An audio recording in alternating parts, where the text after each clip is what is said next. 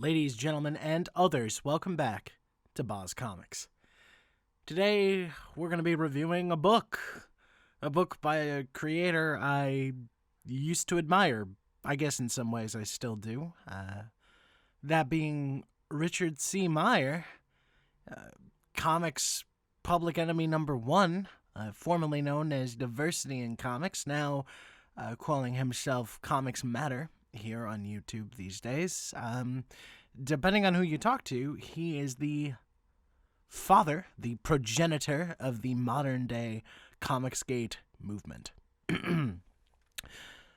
And he has parlayed his success into creating independent comics. He's done a number of them so far. I own his first two Jawbreakers books, and I actually like them quite a bit.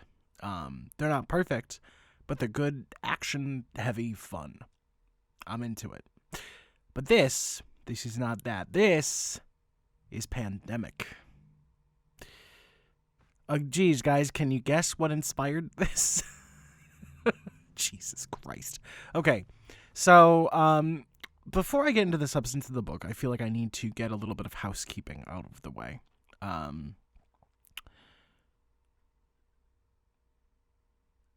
So, Zack, as he likes to call himself, ya Boi Zack, a.k.a. Richard Meyer, a.k.a. DNC, a.k.a. da-da-da-da-da-da-da-da. His whole thing, at least back in the day, was always, and much of Comicsgate shares this sentiment. This idea that either comics should contain no politics whatsoever, which is a sentiment that I find, not only do I disagree with it, I find it patently ridiculous. Or if there are politics, they should be subtle. They should be subtle and nuanced and representative of all sides. I don't know what goes on in Zack's head. But I will say that in my personal life, anecdotally speaking, my experience thus far has been that people, when they talk about wanting to see all sides represented equally, what they're really saying is they feel like their side isn't being represented. Fuck your side. This is a very political book. This is very political. It's very topical. For God's sake, you can see the cover in my thumbnail and in the video, this is one problem she can't wash her hands of, and you can see, the actual block letters of the title make out the word panic, right? You can see what's going on there.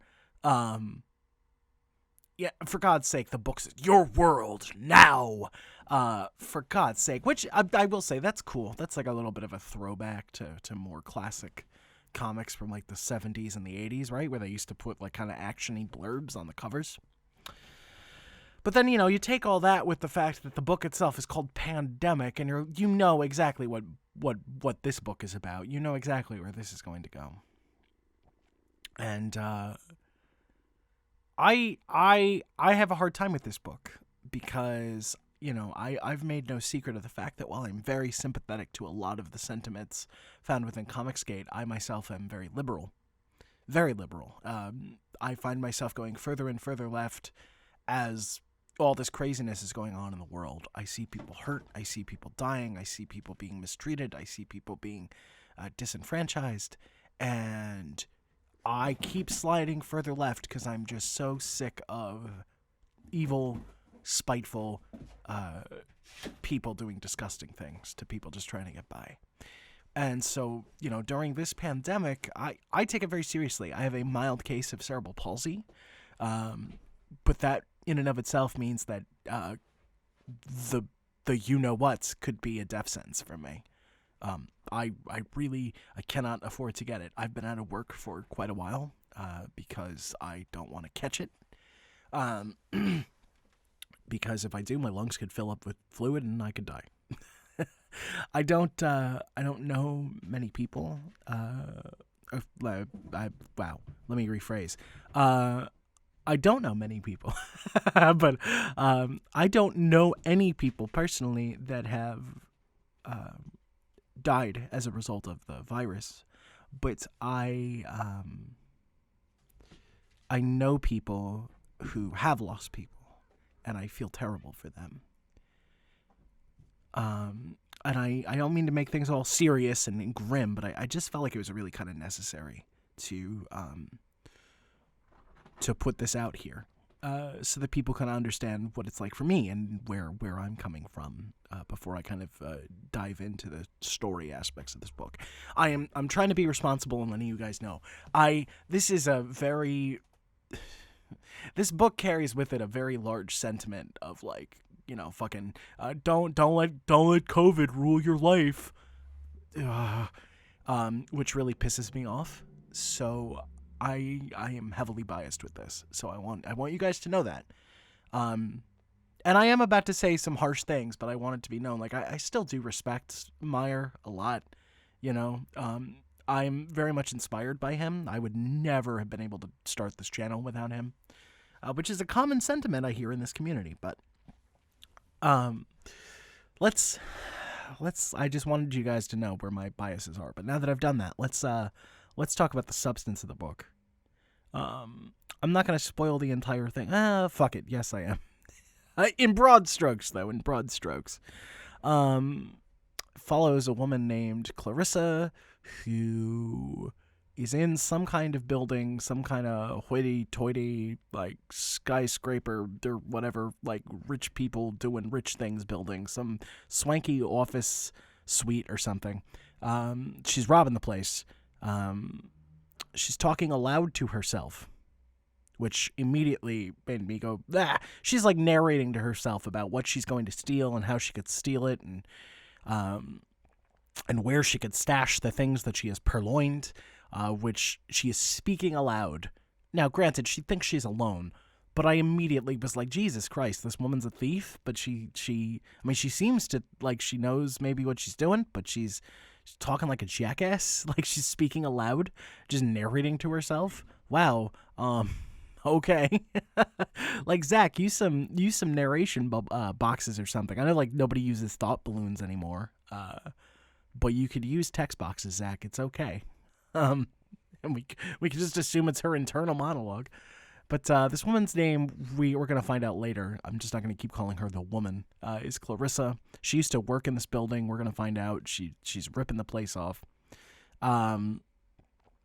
While she's there, she, somehow, originally thinking she's alone, she somehow comes across, like, she completely misses the fact that, in fact, there's this giant cadre of, like, a dozen or more people meeting in the building, and they're scheming, like evil mustache twirling villains, scheming about how they've managed to turn fear into a virtue. One of them says they're talking about the pandemic and how they've orchestrated everything, and they've managed to, they're manipulating everything behind the scenes, and they've managed to terrify people into being docile little sheep.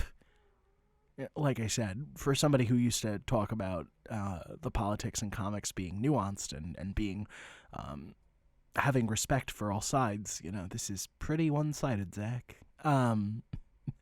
I will say, maybe his justification is that, like, the other side is represented, pretty regularly in media. Like, yeah, but we're not talking about media, right? We're talking about this work. And it feels very heavy-handed and kind of mean-spirited, honestly. But, she overhears these evil people doing their evil plans. Which, again, like, these are these evil masterminds who run the world. We find out, but somehow they manage to let some fucking, like, amateur thief creep in and overhear their bullshit. I don't know.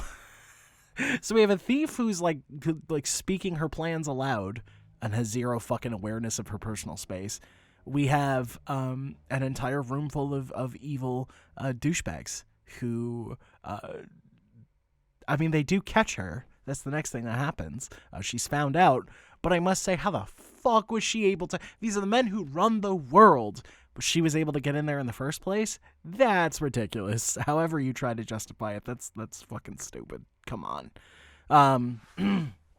But they're evil people making evil plans. She overhears them. She gets found out. She makes a daring escape.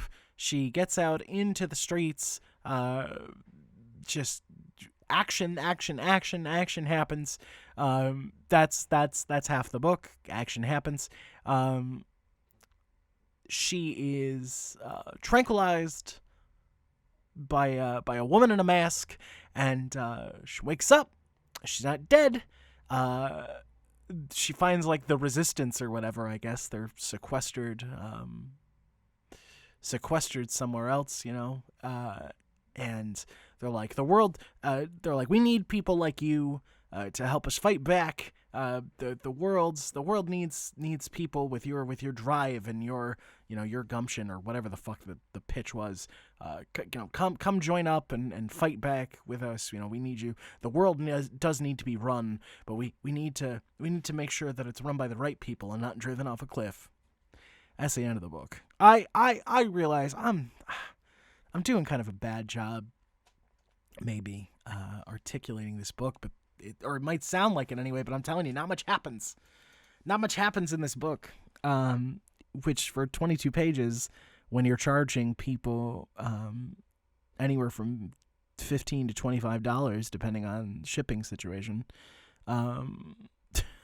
it's more than $1 a page, Zach. What the fuck is this? I hated this book. Like, Zach has done some good stuff in the past, but my personal politics notwithstanding, I will tell you, this thing moves at a breakneck pace because it feels like he had a story and he just decided that, no matter what, he's going to cram it into 22 pages. It feels like a first issue, but it's not a good first issue.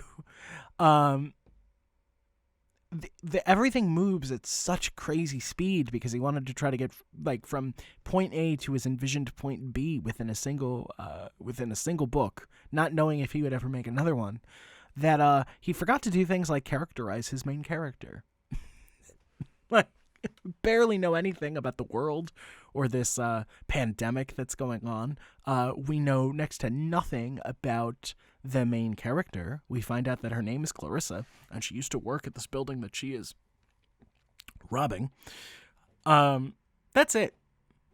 That's all we know about her, I guess. And she's spunky, I guess. But she's a terrible thief who narrates her fucking plans aloud. There's no characterization. There's no concept of what the nature of this pandemic is and what it, how it works, what it means, how the world got to where it is. Now, I'm not saying that you have to include all these things in one issue, right? What I'm saying is there's all these avenues that could be explored that are not explored. Half the book is devoted to this, to this escape scene. And I know that that's because Zack has spoken very openly about the fact that he thinks comics should be about action. I have chastised him multiple times because he'll look at books that are more wordy and cerebral, and he will trash them because he gets bored. Oh, too much talking. Zack, I'm sorry that your brain is so small, but you have the attention span of a newt. I understand. It moves too quick. There's nothing here. For 22 pages, that's a huge problem. It's one thing that the book is short and costs so much. There's no density to it. This felt physically and in terms of content, this felt so light and airy. I don't feel like this was a product put together maliciously, but I will say that I'll still back Richard's / Zack's his more graphic novel sized content, like the stuff that's 50 pages and up. But Jesus Christ, I wish I'd I could get my money back. This felt like such a ripoff. There's nothing here. And then on top of that, to have such irresponsible rhetoric just ham-fisted into it. On top of the hypocrisy, from a guy who was always talking about how politics in books should be nuanced and respectful of all sides, and shouldn't be telling people how to think. Unless this is meant to be some kind of parody, and I missed that. But I mean, fuck, I don't know. I question that. This is just This just left me feeling so fucking depressed. Because this is a guy I really used to look up to, and I think he lost my respect, honestly, with this. Not entirely, but it definitely went down a few notches. Like, just, what the fuck is this, Zack? What are you doing? And I'll tell you, with the poor characterization and the... Oh, I always fuck this up, because I know that people care about art. I don't care so much about art. I just look at art, I'm like, that's cool. And I might see like individual pages or panels and go, wow, that's really pretty. I have to remember to talk more about art. I will say the art in this God damn it. I was so focused on bitching about Rich. I didn't even fucking mark the, hold on. PANdemIC, Richard Meyer. The artist's name, it's Rodriguez. Renzo Rodriguez. The art is fine. There were a couple of panels, though, that felt like they should have a lot more depth. They felt kind of flat, during, like, the escape scene. Everything felt kind of like, kind of flat and one-dimensional in a couple of panels that kind of really took me off. It looked a bit, I don't want to say amateurish, but, like, bland and uninteresting. I guess another reason I don't have much to say about the art is, like, it's fine. Nothing about it is, like, breathtaking or unique. Nothing portrayed here is especially out there. There's nothing in here. It's not a superhero book. And it's obviously meant to be very contemporary, obviously. But I guess as a consequence of that, it's just, there's nothing, wow. Oh my God, look at this, amazing. Now, one indie book that I'm funding the ongoing development of is Rags, right? Rags is great. The whole concept of a scantily clad, redheaded, freckled Marine kicking ass throughout a zombie apocalypse. That book has style. That aesthetic, really grabs you. And it's, I guess, it's all about PTSD, really, at the heart of it. That's a book that has something to say in a relatively contemporary setting and has, like, style just coming out from everywhere. This is just... Rich got inspired by what was going on in the world, and it feels like he shat out a script on the toilet, passed it off to a competent artist, threw this together and charged an arm and a leg for it. This is ridiculous. This is absolutely ridiculous that this, politics notwithstanding, if PANdemIC was all about trying to cure a deadly plague and fighting back against, a crazed right-wing militia that was taking desperate measures to overthrow the government in the face of what they perceived to be unjust infringement on their civil rights. If that were the plot of the book, but it was still 22 pages with this type of writing and this art style, I might be less offended by it personally. Because as I've said, like, COVID could literally kill me. I might be less offended by it personally, but I would still be like, Jesus Christ, I want my money back. This is a disaster. And the part I was going to get to before I remembered that I should talk about the art is that, now Rich kind of pioneered this wave of Comicsgate books. He did. He really did. I have to give it to him. It's another reason he still inspires me. He really pioneered this modern day wave of these crowdfunded books. But this hurts everybody. When you have a product that is this flimsy for so much money, Jesus Christ, this is ridiculous. What's the biggest complaint we always hear in the industry, right? The contemporary, the mainstream comic book industry, right, is that they keep jacking up cover prices without justifying it with larger page counts. $5-6 isn't a lot of money, but $5-6 for just a 6-7, 6 or 7, I'd kill people, for just like a 32-page comic.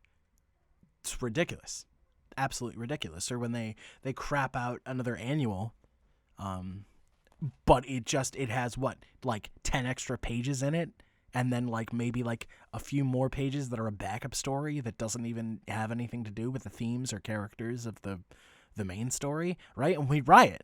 And rightfully so, I think. We complain.